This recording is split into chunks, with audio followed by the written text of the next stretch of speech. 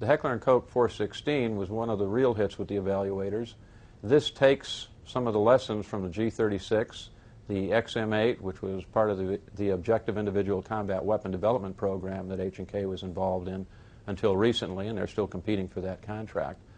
But our evaluators were nearly unanimous in their praise for how clean this weapon stayed while firing. One of them even remarked that this is the weapon we ought to go to war with right now, to start manufacturing these and forget the other competitions that are underway. Has a free-floating forend, can be removed, and it can be reinstalled with no loss and zero. It's a cold hammer forged barrel, meaning it is a much more reliable, heavy-duty barrel. We're experiencing very, very good accuracy with the 10-inch guns. We have a 10-inch gun at the factory that's exceeded 12,000 rounds and still shooting minute of angle.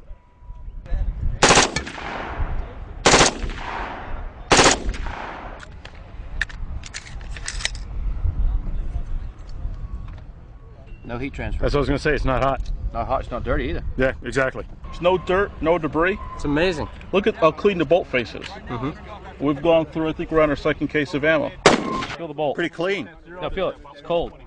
Oh yeah. There's no heat transfer, And so it's the parts clean, too. last forever. Yeah, and it's clean as well. Is that a piston you're using? Or? Yeah, we're using a rod that pushes the bolt Okay. to the rear right here. With the bolt open, you can now remove the gas system, so you just pull the pusher rod to the rear. This stays as one assembly. If you notice, there's no dirt at all on it. Nope. We've been firing it all day. Clean. Okay. And then you pull out your piston, and this is the part that they would clean. Single plane rail on the front. We have diopter sights. We have a flared magazine well.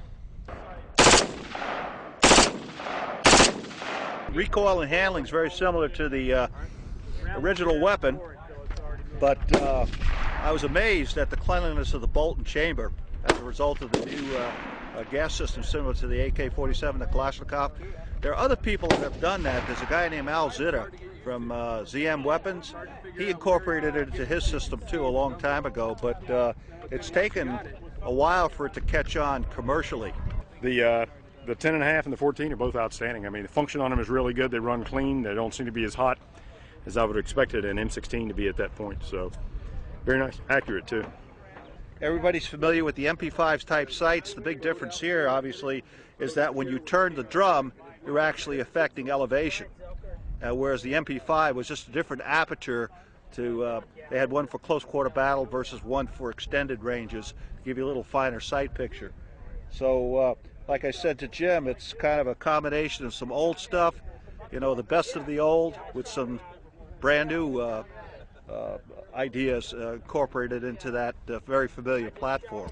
Personally, I think it'd be a good replacement for M4 systems and M16 systems eventually. The M4, as a shortened M16, has got some issues associated with shortening the system overall and the function of the components together. And I think the H&K system represents an opportunity to shorten the weapon without having to deal with the functionality issues that seem to pop up with shorter guns.